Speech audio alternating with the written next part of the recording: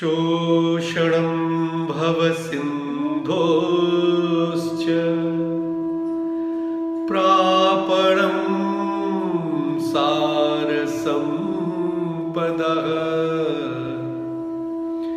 यस्य पादोदकं सम्यक् तस्मै श्री गुरुवे नमः। तस्मै श्री गुरुवे नमः।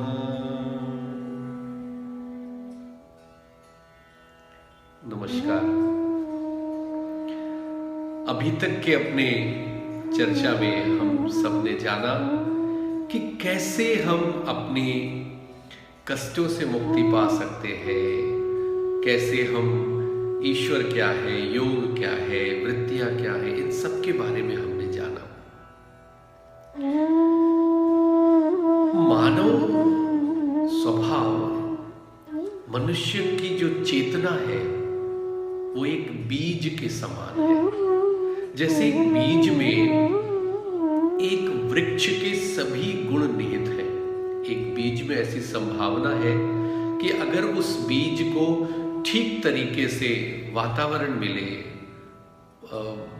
उचित खाद मिले, पानी मिले, हवा मिले, जल मिले, तो उसका अंकुरण जैसा चाहिए वैसा हो सकता है।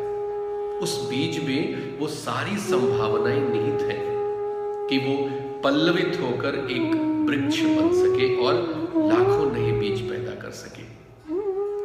बिल्कुल इसी तरीके से मानव चेतना बीज रूप में निहित है। उसको भी अगर उचित वातावरण, ज्ञान, विवेक, ये सारी चीजें मिले तो वो चेतना भी एक बीज की तरह अपार संभावनाएं संजोए हुए है।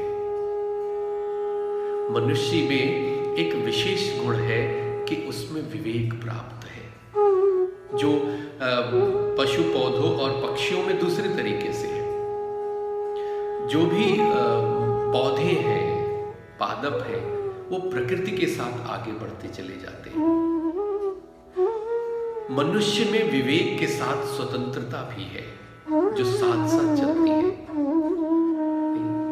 तो कैसे इस विवेक को जागृत करके कैसे अपने उस चेतना रूपी बीज का पूर्ण प्रस्फुरण किया जाए, कैसे यह संभव हो सके? तो महर्षि पतंजलि ने एक बहुत सुंदर से सूत्र में कहा, योगांगानाद शुद्धि क्षय ज्ञान दीप्तिरा विवेक ख्याति। कैसे हम योग के विभिन्न अंगों का अनुपालन करके अपनी अशुद्धियों को समाप्त कर सकते हैं, ज्ञान कैसे प्रस्फुटित हो सकता है, विवेक कैसे जागृत हो सकता है, और उस चेतना रूपी बीज को खिलने के लिए एक उचित वातावरण कैसे मिल सकता है। कई बार योग में ना इन अंगों को, जो महर्षि पतंजलि योग ने इसको अष्टांग योग के नाम से बताया, 8 अंग बताए, योग के 8 अंग। कई लोगों ने इसको योग की अवस्थाएं बताकर थोड़ा भ्रम में डाल दिया है। वास्तव में ये योग की अवस्थाएं नहीं है, ये योग के अंग है। जैसे कुर्सी में 4 पैर हैं, अब उस कुर्सी को किसी पैर से खींचा जाए तो पूरी की पूरी कुर्सी ही आएगी। इसी तरह महर्षि पतंजलि ने अष्टांग योग की जो चर्चा करी, तो वो अष्टांग योग 8 अंग योग के 8 आयाम एक दूसरे से परस्पर जुड़े हुए हैं। उसमें से एक अंग को भी हम पकड़कर चलेंगे तो सभी अंग खुद ब खुद हमारे साथ चलते चले जाएंगे। ये खूबी है। तो महर्षि पतंजलि ने जिस अष्टांग योग की चर्चा करी, उसमें योग के 8 अंग बताए। उसमें कहा यम, नियम, आसन, प्राणायाम, प्रत्याहार, धारणा, ध्यान और समाधि, ये 8 अंग हैं। हम इन 8 अंगों का अनुपालन जीवन में करके जीवन को समग्रता में विकसित कर सकते हैं, उस जीवन को पूर्णत्व की ओर लेकर जा सकते हैं, या उस मानव चेतना रूपी बीज को पूरी तरीके से खिला सकते हैं। ये 8 अंग हैं। इस जो अष्टांग योग है, महर्षि पतंजलि ने जो 8 अंग बताए योग के, स्वामी विवेकानंद ने इसको राजयोग की संज्ञा भी दी। राजयोग में इन्हीं 8 अंगों का पालन किया जाता है, उस पर हम आगे चर्चा करेंगे। अभी ये 8 अंग में यम माने क्या?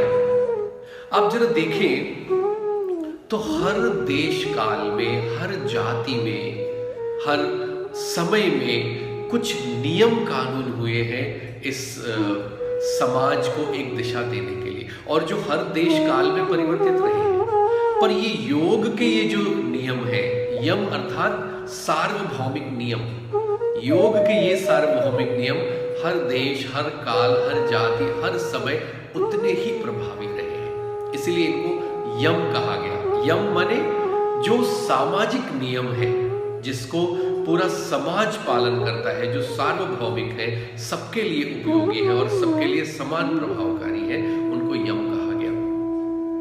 नियम अर्थात वो व्यक्तिगत कमिटमेंट है, वो व्यक्तिगत प्रतिबद्धताएं हैं जिनसे मनुष्य के जीवन को उत्तरोत्तर अग्रसर होने की प्रेरणा मिलती है, जो जीवन में प्रगति का सूचक है। व्यक्तिगत जो रूल्स हमारे हैं उनको नियम कहा गया। ये नियम बदल सकते हैं हर देश काल में, समाज के साथ, व्यक्ति के साथ, पर व्यक्ति के जीवन में उन गुणों को उभारने के लिए ये नियम बड़े आवश्यक हैं। फिर आसन, प्राणायाम, प्रत्याहार, धारणा, ध्यान और समाधि। तो महर्षि पतंजलि ने इन सारी अंगों को, योग के विभिन्न आयामों को इन 8 अंगों में बांटा, और साधक के पास एक ये स्वतंत्रता रही कि वो किसी भी एक नियम को भी पकड़कर आगे बढ़ सकता है, बाकी के 7 नियम खुद ब खुद आना शुरू हो जाएंगे। तो महर्षि पतंजलि ने कहा कि 5 तरीके के यम है। देयर आर 5 यमास, जो सार्वभौमिक नियम है, जो देश काल परिस्थितियों के लिए, एक समाज के लिए एक नियम बनाए गए, तो उसमें 5 यम है। सबसे पहले उन्होंने कहा अहिंसा, नॉन वायलेंस, सत्य, ट्रुथफुलनेस, अस्तेय, ब्रह्मचर्य, अपरिग्रह। ये 5 नियम बताए। अहिंसा, सत्य, ब्रह्मचर्य, अपरिग्रह, ऐसे नियमों की भी चर्चा की है। शौच, संतोष, तपस, स्वाध्याय, ईश्वर प्रणिधान। और हर एक यम, हर एक नियम का मानव जीवन के उत्थान में, मानव चेतना के विकास में, इस बीज के प्रस्फुटित होने में कितना सहयोग है, कितना लाभ है, इसको भी महर्षि पतंजलि ने बहुत विस्तार से बताया है कि जीवन में अहिंसा पालन करने से क्या लाभ होगा, सत्य में प्रतिष्ठित होने से क्या लाभ होगा, आस्तेय में बने रहने से कैसे ये जीवन को विकास के पथ पर ले जाती है, या ब्रह्मचर्य में रहने पर क्या लाभ है। नहीं, ऐसे पर्सनल जो रूल है, पर्सनल कंडक्ट है, जिनको हम नियम बनाए, शौच से क्या फायदा है, क्यों संतोष में रहना है, क्यों तप में जाना है, या ईश्वर प्राणिधान से क्या लाभ है, इसकी बड़ी विस्तार से चर्चा की है। तो हम लोग भी अगले सूत्र में इन सभी 8 अंगों पर विस्तार से चर्चा करने वाले हैं। एक एक अंग के जीवन में क्या लाभ है और कैसे उस अंग को मजबूत